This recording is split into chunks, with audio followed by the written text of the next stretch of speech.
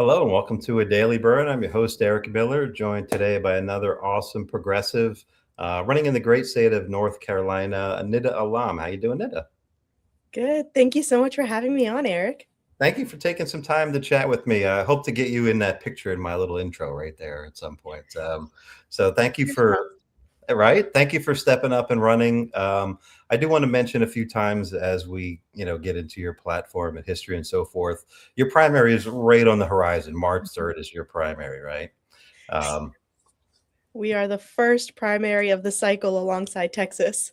Right on. And your website is Nida Alam. So it's a people driven campaign. So small dollar donations at this point, probably phone banking, text banking is going to make all the difference in the world, right? So you can do that from anywhere. She needs our help. Let's get the seat in the hands of a solid progressive. So I want to talk about your sort of bona fides, if you will. Um, this is a rematch. This race here. I do want to ask about that, but you're a Bernie guy going way back. We were just talking about it a little bit. Yep. Tell me about your I guess a little bit about your history, your calling, and what led you to run for office. Yeah, I never anticipated this path or even the realm of politics for myself whatsoever.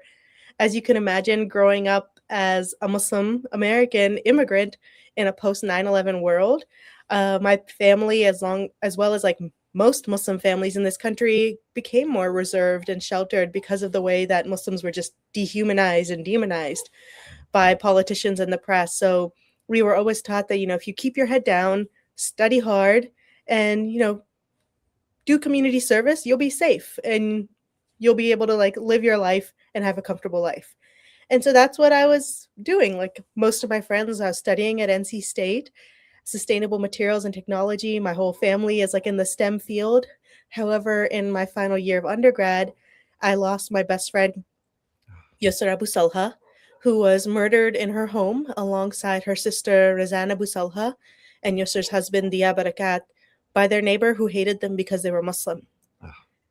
And seeing these three beautiful Muslim Americans being taken in such a horrific way, and then having them be minimized to a parking dispute because before the families were even notified that they were gone, that's what the police chief, the media, the elected officials all started saying. And we knew that it happened because they were Muslim and because of that Islamophobia and hate that existed. And that's what really triggered for me to see that, you know, sheltering and kind of keeping to ourselves, it's not going to make us safer. What it opens the door for is other people to write our narratives and to still target and dehumanize Muslims, immigrants, communities of color. And I knew that the only way we were going to drive change is if we took a seat at the table and elevated the voices of marginalized communities to make sure that we weren't erased. And so I actually started organizing. And at that time, the 2016 elections were picking up. And I heard about this senator out in Vermont that my now husband had told me about. And I was like, I don't know, like, guy's like at 1%, but he's look here. I was like, no, read about his platform. I think you'll like it. And I was looking at it. I was like, wow, like he talks about Muslims, he talks about immigrants, he talks about young people, all as a part of this movement for social justice. And I'd never seen that from a politician before. I'd never seen a politician who saw somebody like me and saw me as a proud Muslim American who wants to make the world a better place for everyone else. And so I actually started a club on my college campus called NC State for Bernie. And it got recognized by the campaign because we were phone banking for South Carolina at the time. That when I was graduating, they were like, do you want to come to South Carolina and work on the campaign? I was like, oh my goodness, yes. That's amazing. So what made you jump from Bernie to running in? So this is a rematch I mentioned. So you ran in 2022, and I think the difference was maybe 9 points or something like that. It wasn't. It was It's, competitive, right? yeah. But the difference was I don't want to frame it up for you necessarily inaccurately, but at the time, the your opponent takes corporate PAC money and AIPAC money, and big money leaned in and prevented the legit progressive from winning the seat. A story we've heard far too many times, right? So So talk about, maybe what's different from that race to this race that you've learned, and maybe how she's adapted to accommodate, a greater threat in sort of modern times, if you will, right? Yeah, and so it is in part a folks think that it's a rematch because it's, the two of us going head to head again, but in a lot of ways it's a very different race because we have had redistricting. And so if you look at the maps that we ran in 22 versus now, they are a significant chunk has been redrawn, where my opponent, our now Congresswoman, she won by about 8,300 votes or so. 7,700 of those votes, 91% of her margin of victory, came from counties that are no longer in the district.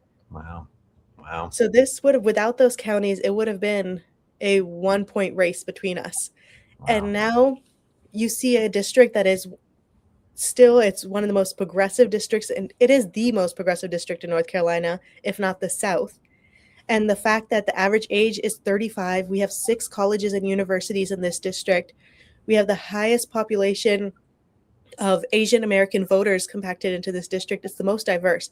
Double-digit AAPI, double-digit African American, nearly double-digit Latino and Hispanic.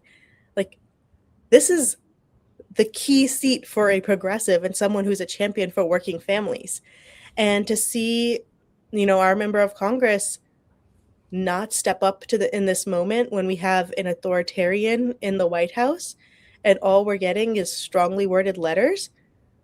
Working families deserve better when they are struggling to make ends meet because corporations are raising our cost of living and paying unlivable wages. We should be taking on those corporations and billionaires and not be accepting corporate PAC checks from them. Right. Yeah. And, AIPAC specifically, right? So she recently came out and said she was not taking AIPAC money this cycle, wink, wink, whatever, right? But, I'll speak on your behalf. I prefer somebody that was principled that didn't take it in the first place, let alone, check the wind and then, adjusted. So good on you. Hopefully that makes a difference, that they're not, tipping the scales in her favor or whatever. So do you want to talk about that at all? Yeah, I mean, we saw in 22 that this ended up being the most expensive primary in North Carolina's history on either the Democratic or Republican side, with $4 million, over $4 million of outside spending that ended up coming in through AIPAC bundling, about 800,000 plus for her, spending $3 million, and then crypto billionaire Sam Bankman-Fried, who's now in jail for fraud, spent over $1 million. And for us, the fact that we were outspent so significantly, 10-1 on TV, but because we were running a grassroots operation, even now, we're the only ones actually knocking on doors, phone banking, talking to voters where they're at. And to come within single digits against that type of money shows that our progressive movement has the momentum and that we're running on the values and the vision that the people of this district want. They want their elected officials to be champions for Medicare for all and to not be cashing checks from the same pharmaceutical industry lobbyists who spend millions of dollars to kill that legislation. And so, and also like AIPAC and crypto were one of the larger pieces in 22, but if you look at it, she's not accepting it now, but she's still accepting checks from Raytheon, Lockheed Martin, Caterpillar, all these defense contractors that are still profiting off of the genocide. Yeah. Yeah. And it's inauthentic, right? So, I'm glad you stated that. So, again, March 3rd is the primary. I love that you talk about your ground game. That's going to make all the difference in the world. So your policy platform is, Medicare for all, no corporate PAC money, Green New Deal, these types of things, right? So when you're out canvassing, knocking on doors, face to face with people in your district that have, felt the impacts of a do nothing corporate Democrat, what's the reaction? What's it feel like? It's a lot of excitement because one, there's a lot of folks who don't know there's an election happening. And then two, the folks who do know that there's election season coming up, they're feeling like left behind. They're not really feeling excited about getting out to vote because they're like, well, it's the status quo. What's the point of voting in a primary if we're just going to get the same old? And so telling them, like, well, you have an option this time. Like, you can vote for change. You can take your family and friends out, and that's getting folks excited. We have students for Nida on the different colleges and university campuses, even in the high schools, where most of our volunteers are students, are young people, because they see this campaign, and not just like me as an individual, but this campaign and the policy platforms as one that's going to make sure that there's a livable planet for them, that makes sure that they are able to even consider trying to achieve the American dream that all of us have grown up with. Obviously it's very different now. It's not the white picket fence home with a car, but for young people, the thought of buying a home is so out of reach. The average age of a home buyer is 59 years old. Yeah. Yeah. We have young people coming out of college and university with crippling debt that they're not even thinking about settling down and having kids because they're like, how am I supposed to afford a child when I can't even pay off these debts? Right. Right. Let me ask. So you served previously as a county commissioner, and that ties directly into some of the platform things you're talking about here. You had some breakout success as county commissioner in terms of funding, and contrasted with your district. One of your ads, you say, your district has taken the most cuts in federal funding. So this is the time where we need the superstar. So tell me a little bit about what you did as a county commissioner, some of your successes there. So I'm still a commissioner. I've been a commissioner for 5 years now. And in my first year, when I was first sworn in, I was 26 years old. And in my first commission budget, I was able to advocate for and get the county to pass a low-income homeowner relief program, because North Carolina is a preemption state where they control and limit the powers of local governments. And so we're not allowed to do progressive property taxing. Everyone is taxed at the same rate for their property. And so to be able to create this welfare program that allows our long-term low-income homeowners to be able to get a grant to help them pay their property taxes so that they're not priced out. Because we know that the cost of living is going up, it's the market. But we don't want our most vulnerable neighbors, the ones who are working like 2 or 3 jobs to make ends meet, or who are on Social Security and fixed income, but have bought their home when they were younger, and now we're going to push them out because the housing market has changed. And so being able to pass this program to help families keep their homes. Every year I've voted and worked with my commissioners to get our board to support a increase for our budget for public schools, because again, our state legislature continues to underfund our public schools. We're like in the 50th. The 50th state in public education funding, and making up that gap at the local level to pay our educators a living wage, to pay our county employees a living wage. Because if we set the example as a local government, the companies that come into the area in Research Triangle Park, they're going to follow suit because they want to stay competitive in the hiring market.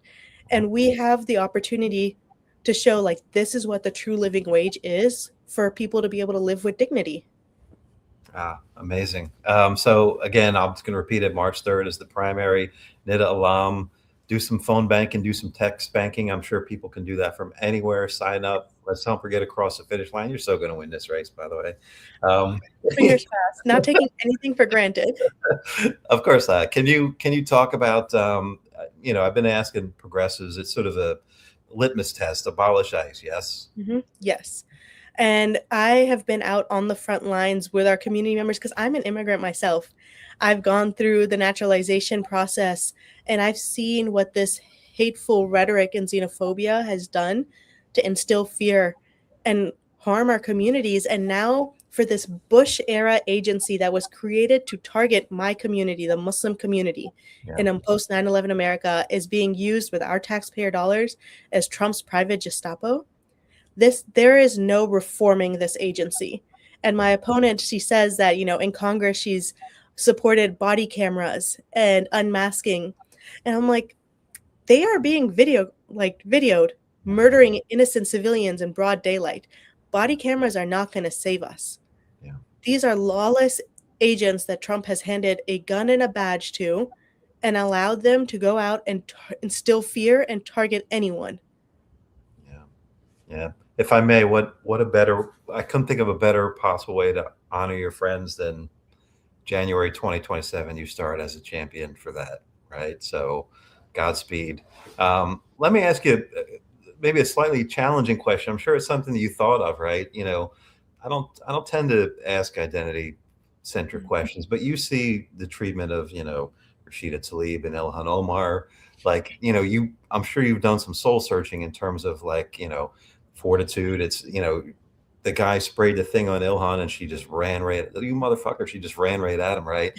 Have you thought about, you know, what your inbox is going to look like, what your comments are going to look like, You the mean what they already look like? right, the thickness of your skin that you need to, Yeah. just talk about that a little bit. It's heroic, Yeah. so if you wouldn't Well, mind. what I see with like Rashida and Ilhan, and especially with Ilhan in this most recent attack, was like I saw her mama bear come out.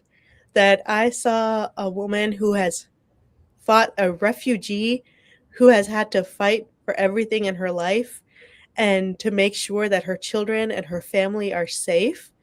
And I thought that that was like a true testament of like not just her as a Muslim woman, but as a mother, as a woman in general, of like standing up and defending herself and not backing down. It's inspiring to have leadership that is so steadfast in their values. And I know it's going to be hard. There's no doubt that it's going to be hard. I mean, already Amy Meck was tweeting at us, and I guess they thought it was an attack. But honestly, I was like, thank you for the endorsement. She was like, meet Nida Allam, the next Zoran Mamdani. And I was like, okay, thanks. All right. We're seeing this level of attack and hate, but then the way that I center myself and really hold my ground is the fact that I have a 3-year-old and a 1.5-year-old now. And I think about all the sacrifices my parents made when they immigrated here to give me and my sisters the life that we have now. And it's so, so, so much better than like we could have imagined because of those sacrifices that they made. And I know that it can be better for the next generation, for my daughter and my son, that I want my daughter to have autonomy over her own body. If she chooses to wear the hijab, I want her to be accepted and welcomed and seen as a proud Muslim American, just like she is. And the same for my son. Like, I want him to be able to, with my daughter, have the actual right to vote. Because right now, with the direction that this country is going in, the fact that that's even a fear of losing is wild. And so for me, it's about these future generations that, yeah, it's going to be difficult, but I am standing on the shoulders of giants who overcame massive, massive discrimination and attacks for me to be able to be in this moment and run for office. And I can't let the door close on the next generation. I have to make sure that the door stays open. Amazing. Amazing. Thank you for that. And, I don't want to say this necessarily about your opponent, Valerie, specifically, but, I'm assuming sort of a do nothing Democrat, sort of these wishy-washy paid to lose Democrats, they cave into the right-wing narrative, basically, right? They concede before they fight, right? That is not you. You are there to be, a distinct voice for progress. Yeah, and especially in the safest blue seat we have in North Carolina. North Carolina is such a terribly gerrymandered state. We are not a red state. We are a purple state that unfortunately the Republican legislature has had control as a supermajority control to be able to draw whatever maps that they want to choose their constituents rather than constituents choosing their elected officials. But they compacted as many Democrats as they could into this seat so that they could draw themselves another Republican seat. So why in the safest blue seat where you have nothing to risk because a Republican cannot win it, are we accepting the status quo? Are we accepting, do we have a representative that's accepting checks from the corporate defense contractors that fund Trump and the MAGA Republicans, accepting checks from corporations like Walmart that are notorious for union busting and paying unlivable wages, accepting checks from Meta, which is spending millions of dollars right now to try to convince us that AI data centers are going to create jobs and are good for us, when we know they are killing jobs and destroying our environment, just like the one that's being debated on being built in this district. And our own representative. She's on this AI task force that's supposed to be meant to regulate AI, but then refuses to even say that she'll reject money from the AI lobby. Yeah. How can people trust you to regulate an industry if you're not even willing to reject money from them? Yeah. Yeah, absolutely. Let me ask you about that. So, again, January 2027, God willing, you're in office, right? You are going to have to, you know, Dr. King said, the white liberal is the true enemy. I'm paraphrasing, right? But we know who the evil people are on the right. It's the obstructionists, the people in the middle you're going to have to fight with, the people that are paid to lose, right? How are you going to be in contending with that? I think, one of the things that Congresswoman Shida is always actually like, I've looked up to her so much, and she's given me this advice, like, even in my county commission role, when I've asked her, I'm like, I'm having a difficult time, like, coming to a decision on this vote. And she's always told me, and obviously, like, at a county commissioner, you can't do polling like this, but she would always say, like, poll your district, talk to your residents of what do they want. And I think that is so, so important as elected officials to remember that what your constituents and your residents want is what you need to be championing at every single level. And when I go to DC, it's going to be the same of how I organize and work with Democrats and Republicans, of telling them that these are not far left radical ideas to guarantee healthcare, to pay a living wage. These are the issues of working class folks, and this is a working class country. Whether I'm in the bluest district of North Carolina in the fourth, or I go all the way to the edges of Western North Carolina or Eastern North Carolina, if you go to the average family and ask them, do you want to be able to put food on your table? Yeah. Do you want to have a roof over your head? Do you want to be able to go to the doctor without worrying about going into crippling medical debt? Every single person, Democrat, Republican, unaffiliated, Green, is going to say yes. These are not partisan issues, and we as Democrats need to do a better job of messaging that. We see Trump going into doing his rally saying, I'm going to lower your egg prices, I'm going to lower the gas prices. We know he's full of shit. But we're not doing anything to counter that. We're saying Trump is bad, Trump is bad, Trump is bad. Everyone knows that. Or they hear us saying that. But they want to know, okay, what are you going to do for me? Because folks are looking for someone who's going to champion the issues impacting them. They're not just interested in, like, okay, well, you hate that person. Sure, whatever. But my family wants to be able to live with dignity. What are you going to do for us? Right. Yeah. I always go back to the 2015 primary, right? Bernie won every county in West Virginia. That gives you hope. Like, that platform won every county, hands down, by a huge margin, right? So, speaking of Bernard, he is coming to do a rally for you. Talk a little bit about that. What's that feel like?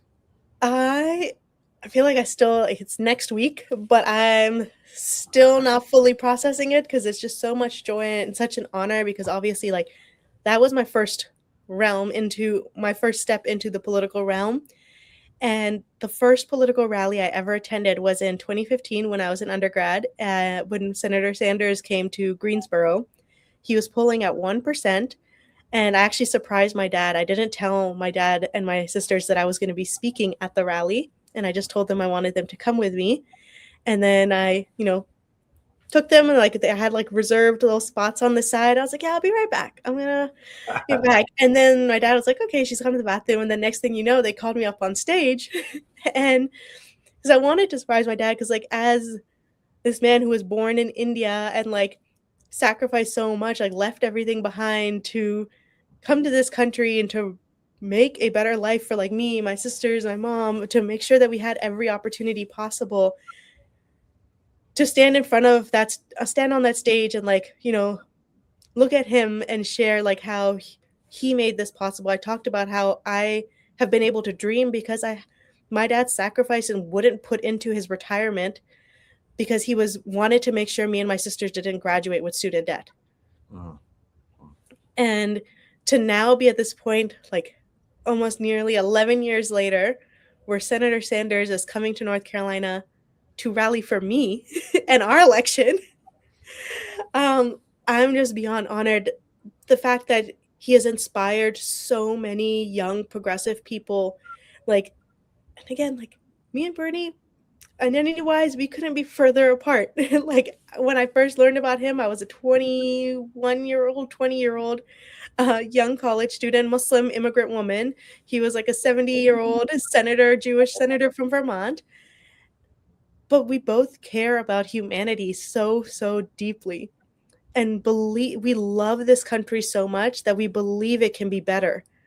And we believe that we can deliver for working families so everyone can live with dignity and be able to support their families and not have to worry about making ends meet and just be able to work one job to do so. And so the fact that like his movement has grown so much that, he didn't just take that loss in 2015 and say, I'm done.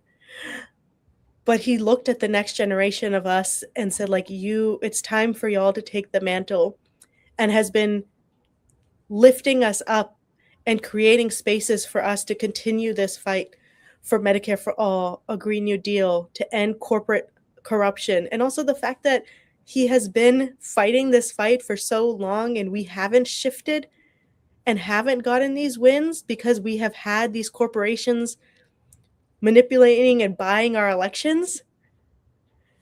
So I'm hoping that I can do him proud and this movement proud in this moment to bring home this victory, because it's gonna set the tone and standard for 2026 with being the first primary.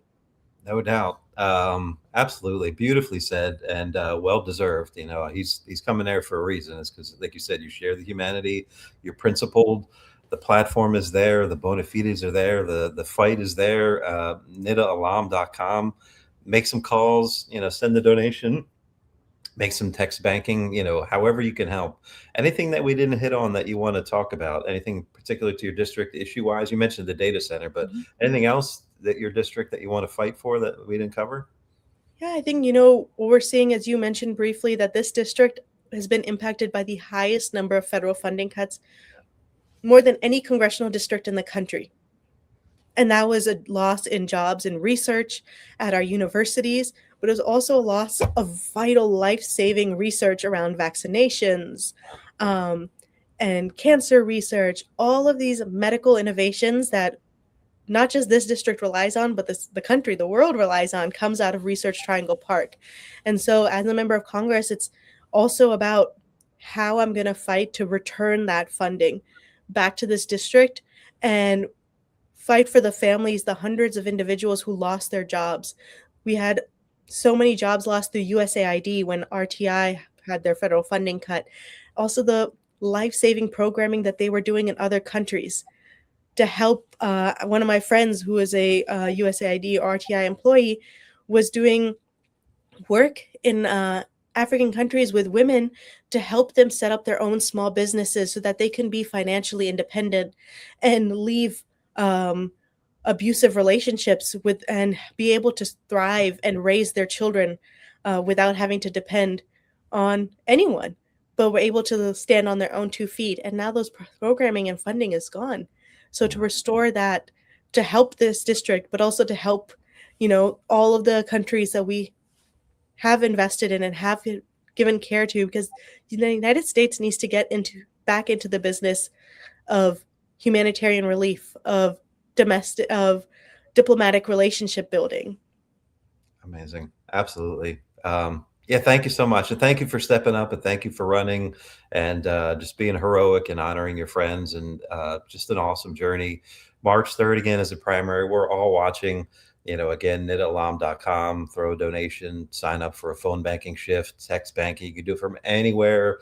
We're at the 1 yard line. Let's get her across the finish line, right? Successfully. And I mean, who better could we have in the house, right? So Godspeed. Thank you for taking the time to chat with me today. Thank you, Eric. I appreciate you having me. Thank you.